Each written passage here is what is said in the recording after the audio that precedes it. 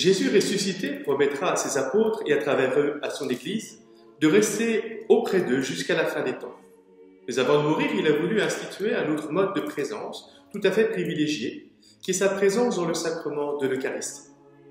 Dans ce sacrement, en effet, d'une façon unique, le Christ tout entier, vrai Dieu et vrai homme, se trouve présent substantiellement et sous un mode permanent. Cette présence du Christ est appelée réelle. Ainsi, par le sacrement qu'il institue le jeudi soir, Jésus se rend présent d'une manière éminente à la messe et dans les lieux où sont conservées les hosties consacrées, pour que nous puissions nous unir à lui par la communion et que nous puissions l'adorer dans le Saint-Sacrement. Le jeudi saint, l'Église nous invite à commémorer non seulement l'institution de l'Eucharistie, mais aussi celle du sacerdoce ministériel, car Jésus a dit à ses apôtres « Faites cela en mémoire de moi ».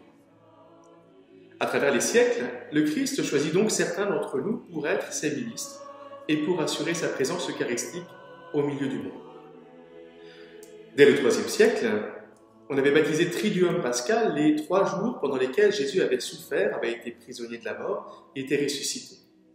Pour nous aujourd'hui, c'est le jeudi saint qui ouvre le titre Triduum, durant lequel l'Église nous demande de faire des efforts particuliers dans l'ordre de la pénitence, de la prière et de la vie liturgique. Les prêtres aujourd'hui entrent dans le sanctuaire revêtus d'ornements blancs. La messe se célèbre comme d'habitude, mais avec beaucoup plus de faste, et on veillera à avoir une attention particulière à la beauté des ornements, des vases liturgiques. On retrouve aussi, par exemple, les ornements du cœur et des fleurs dans le cœur. Après le rite pénitentiel, le chant du Gloria revêt une solennité exceptionnelle. Alors que durant le carême, cette grande doxologie, ce grand chant de louange au Père, au Fils et au Saint-Esprit avait disparu, eh bien voilà que dans la Semaine Sainte, l'Église nous invite à la reprendre avec joie pour louer le Seigneur qui ce soir nous donne 2 sacrements, l'Eucharistie et l'ordre.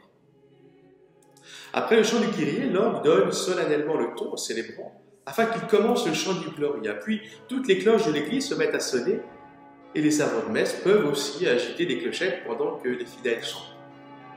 À la fin de ce Gloria, les cloches resteront silencieuses et endormies jusqu'au samedi saint, au moment où le prêtre annoncera la résurrection du Christ. La messe du jeudi saint se poursuit avec les oraisons et les lectures parmi lesquelles on retrouve la première épître de saint Paul aux Corinthiens. Celle-ci unit l'institution de l'Eucharistie au sacrifice du calvaire. Si l'Évangile, lui, nous raconte comment le Christ s'est fait le plus humble parmi les humbles, l'Église nous invite à imiter le geste du Maître. La liturgie nous donne l'occasion de passer aux actes en suivant l'exemple de Jésus. Ce soir, à Saint-Pierre à Rome, comme dans les cathédrales, les monastères, d'innombrables églises paroissiales, le Saint-Père, les évêques, de nombreux prêtres vont laver les pieds de 12 fidèles. Voilà un beau signe d'humilité. Pendant ce rite, où tout n'est que calme et recueillement, l'Église nous invite à chanter de magnifiques méditations sur les textes évangéliques. Pendant le rite de l'offertoire, la liturgie nous fait méditer sur le thème de la charité. C'est le chant de l'Ubi Caritas qui soutient notre prière. Ubi caritas est vera, Deus ibi est. Dieu est là où se trouve la vraie charité. C'est l'amour de Dieu qui nous rassemble dans l'unité. Soyons heureux et mettons notre joie dans le Seigneur. Respectons et aimons le Dieu vivant. Aimons-nous d'un cœur sincère. La célébration de l'Eucharistie se poursuit comme d'habitude pour parvenir au moment de la communion. Nous sommes unis aux disciples qui ont reçu le corps et le sang du Seigneur des mains mêmes de Jésus. Nous savons que l'Eucharistie, qui est le noyau de la vie sacramentelle de toute l'Église, réalise vraiment la présence de Dieu au milieu de nous. Ce soir donc, profitons de cette présence de Dieu et demeurons dans le silence de l'intimité du Seigneur, qui va être livré à la mort pour nous délivrer à jamais du péché.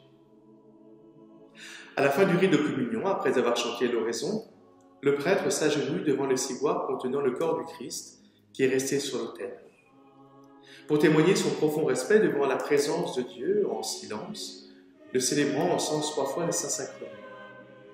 Après quelques instants, il reçoit le voile huméral dont il se sert pour prendre le ciboire avec respect. On entonne ensuite un chant, le chant du Pangeliois ou un autre hymne eucharistique. On se rend en cortège vers un endroit de l'église où on aura préparé un reposoir. Il s'agit d'un autel richement orné de fleurs et de cierges. Les servants commencent la procession, suivis des prêtres, concélébrants s'il y en a, puis les sérophéraires, le turiféraire, le célébrant portant le Saint-Sacrement, puis les fidèles. Arrivé au reposoir, le célébrant s'agenouille avec respect devant le Saint-Sacrement qui a été déposé sur l'autel. On peut chanter les dernières strophes du Vangélivois, le Tantum Ergo, ou un autre chant eucharistique, pendant que le célébrant encense une dernière fois le Seigneur. Ce chant achevé, le ciboire est mis au tabernacle, jusqu'à la célébration de la Passion du Seigneur, vendredi soir. Les fidèles seront invités à venir prier au reposoir, en silence.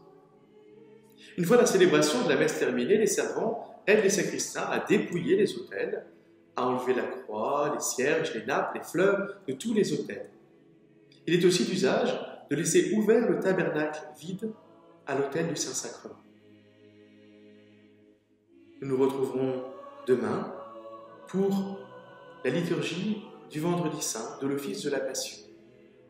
Profitons bien de ce temps avec le Seigneur, de cette célébration, de l'institution de l'Eucharistie et du sacerdoce ministériel.